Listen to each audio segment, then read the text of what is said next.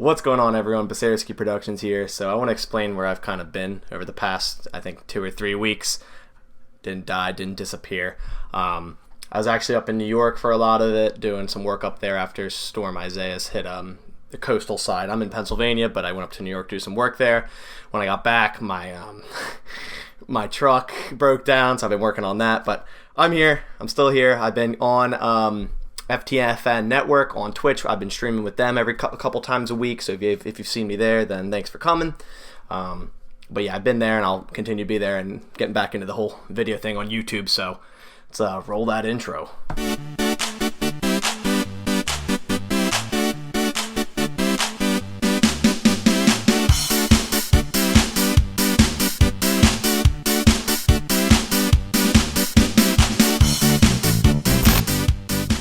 Alright, so hope everyone's having a great day. Like I said, I've been streaming on Twitch with FTFN. We've been doing a type of roundtable type of thing on sometime. We did Tuesday and Thursday last week. I think we're going to mainly do Thursdays.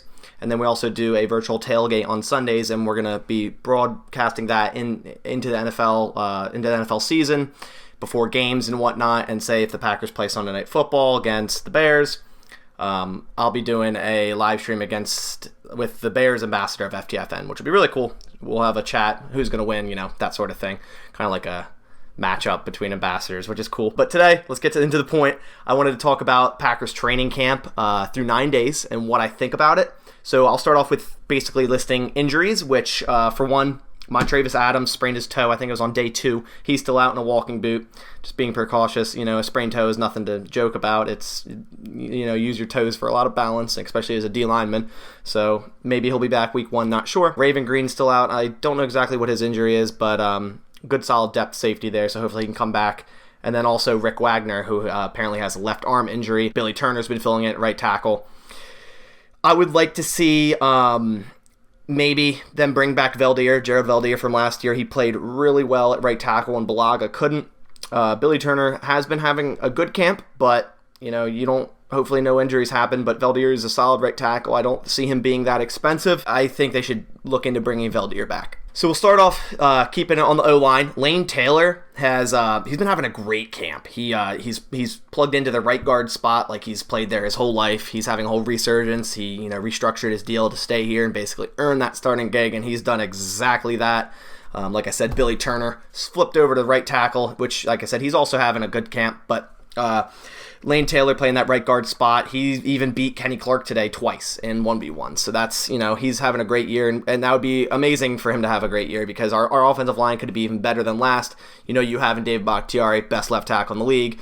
Elton Jenkins is a rising star, could be a top 5 guard this year. Corey Linsley is a seasoned veteran, very good center, knows what he's doing.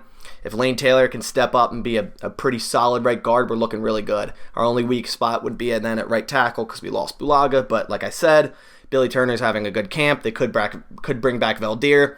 Rick Wagner could come back from his injury and be good. It's kind of a question there, but at least we have some depth going on there. Switching on, Marquez Valdez-Scantling has been having a few good days, and that's really good for him because I think the biggest thing with him is his own mind and being consistent and staying consistent, and he's had a very good, consistent camp so far.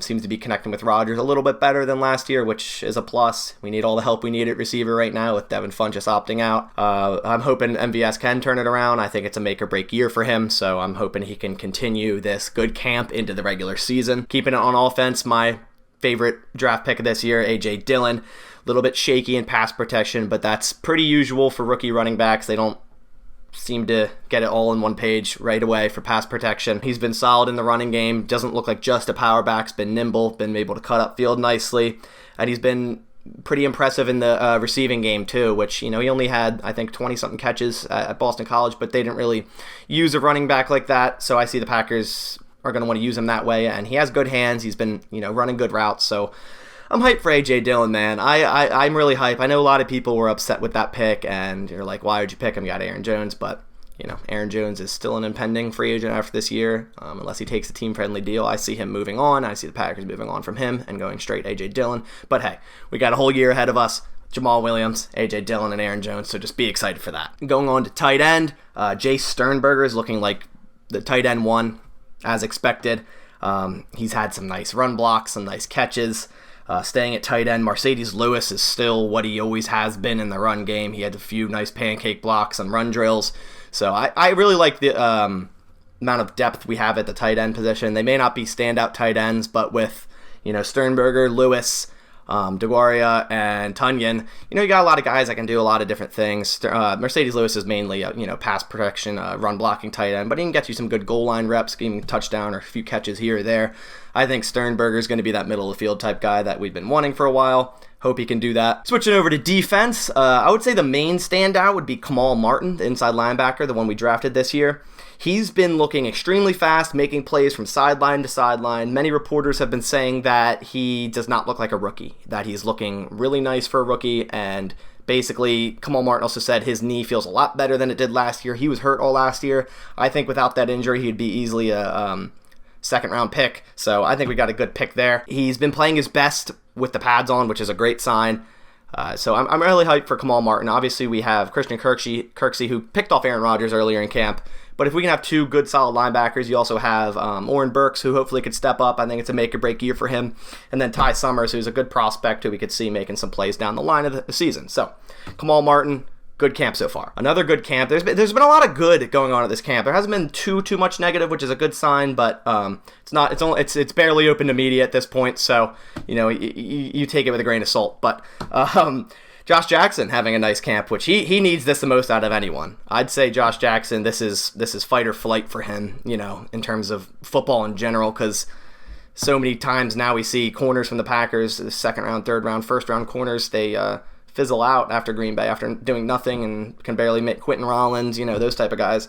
So I'm hoping he can really step up this year and be a good, solid, third, fourth string corner.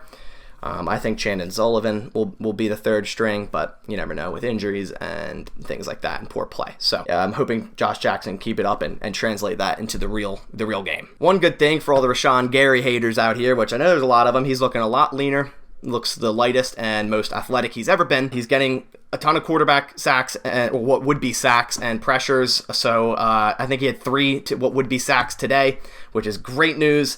If Rashaan Gary can turn his game into the next level, look out, because this Packers pass rush is already insane as it is. Kenny Clark, Z, Preston. If Rashaan Gary can take his game to the next level and become, a wrecking force on that outside linebacker group, the types of formations that Mike Pettin's going to bring out, good luck to offensive lines, because watch out if that's the case. Looping back to corner, Stanford Samuels is actually having a surprising camp. He's a dark horse for corner. I could see him being a dark horse signing or making the team.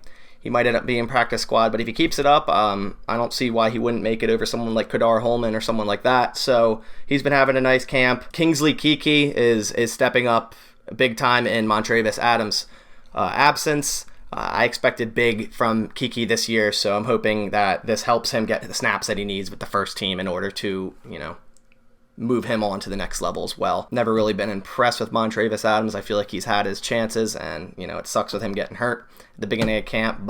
And last but not least, which I think is the most important thing, I wanted to leave it for last.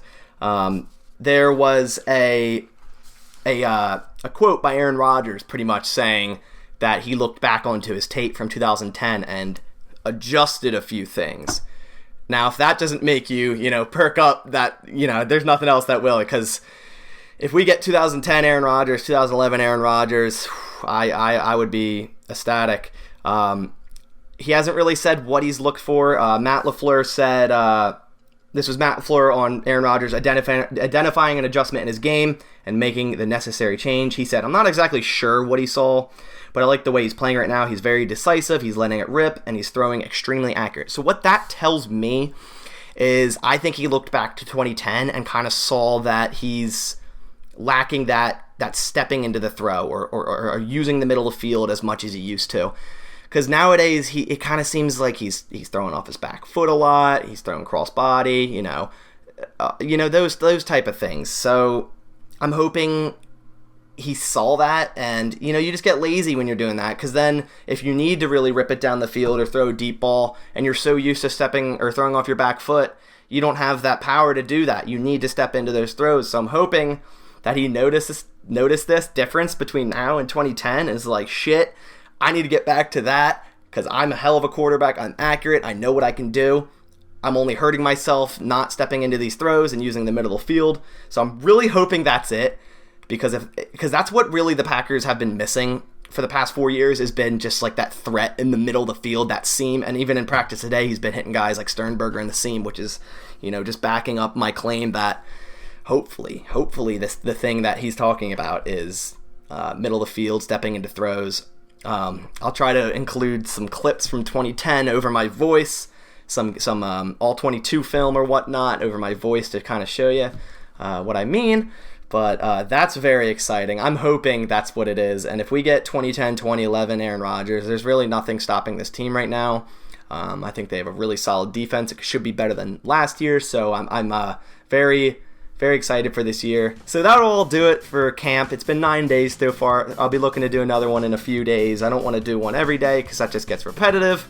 But I want to sum everything up for people who didn't put in all the work and the knowledge to, look and see what happened in camp or whatnot. Just pretty much give people other opinions. That's what my channel's all about. So on that note, guys, I'll catch you in the next one. Go Pack, go.